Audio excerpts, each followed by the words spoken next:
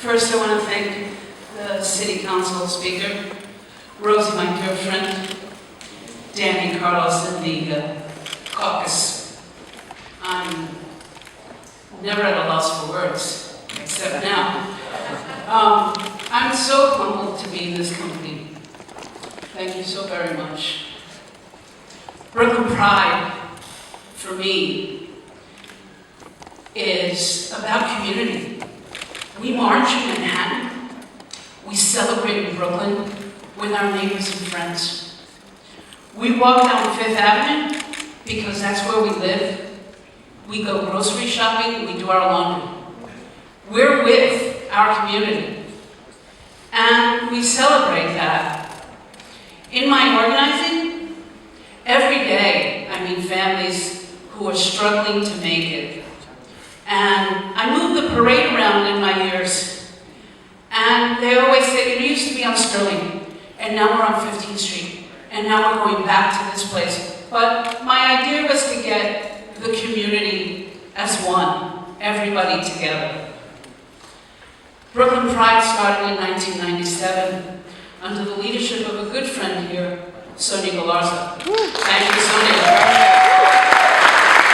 I would have never gotten involved and have been out and as visible if it wasn't for my own sister, Fran Rowan. Thank you.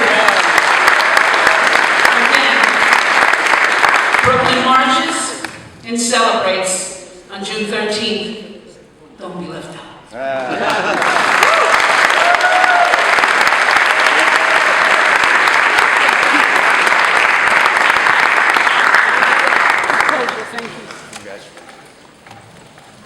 Congratulations, ZULLY and Rosie.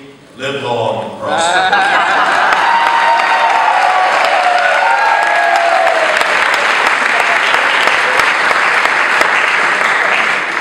Tonight's final proclamation will be presented by Councilmember RITCHIE TORRES. RITCHIE was the first openly gay candidate to be elected to legislative office in the Bronx. Now, as chair of the Council's Committee on Public Housing, RITCHIE's priorities include working to improve conditions across New York City's housing developments and supporting the Bronx LGBT community, which has included the recent creation of an LGBT senior center in the Bronx, a project RITCHIE is leading. So please join me in welcoming Councilmember RITCHIE TORRES.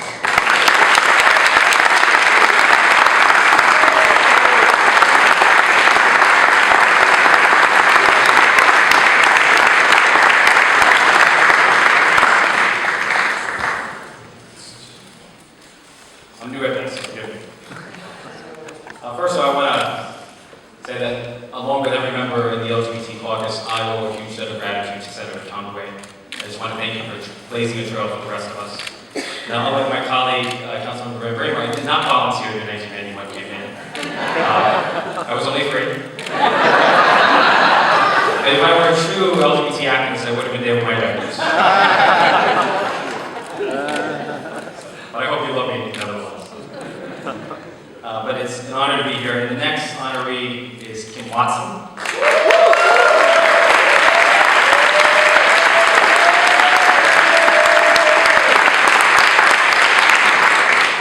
So what can I say about Kim? Kim is a proud trans woman, a wife, a mother, a mentor, a Bronxite, an activist, a trailblazer. She was born and raised on the island of Barbados before moving at age 24 to the United States, where she has been a resident and an activist of the Boogie Down for more than 20 years.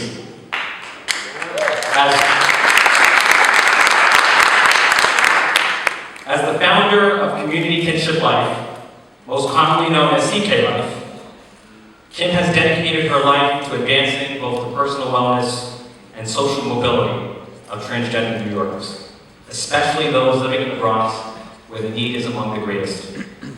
She has partnered with Bronx Lebanon to establish a clinic tailored to the needs of transgender Bronx residents who might otherwise lack access to culturally competent health care. She has established a scholarship fund to assist those struggling to afford gender reassignment surgery, and she has put in place a support group to offer companionship to those navigating the often lonely road of recovery. Kim has built in the Bronx, by sheer force of will, a support system of community-based programming aimed at lifting the lives of transgender workers. Community kinship is not only the name of the organization she leads, it is an expression of who she is, her core values that define her life, that drive her work. And if you wish to gain insight into what motivates Kim, you should look no further than the two greatest inspirations in her life, her husband and her daughter. And a few years ago, Kim wrote a letter reflecting on the fullness of life built on relationship. And I'm going to quote from the letter. She said, "For the past 6 years, I have been married to my husband, my friend, my confidant, and my life coach. What makes our relationship so unique is one of the most important elements in having a relationship, communication. With my husband committed to my life, he has made me a healthier and a better person. I cannot and would not know how to deal with myself without him.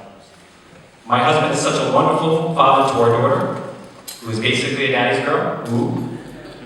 One thing I've always tried to instill in my daughter is that no matter what happens in the storm of life, you will eventually see the sun return. I also let her know that if ever during a storm she would become scared, she has parents here to comfort her.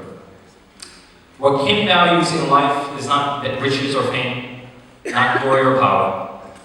What she values instead is something more fundamental to the human condition: community and kinship, family and marriage, love and justice. And I will end in Kim's own words. I live a very low-key life with a family-oriented mentality, and I would not change it for anything in the world. Ladies and gentlemen, it is my honor to introduce and recognize the ever-modest, but also the ever-inspiring Kim Watson.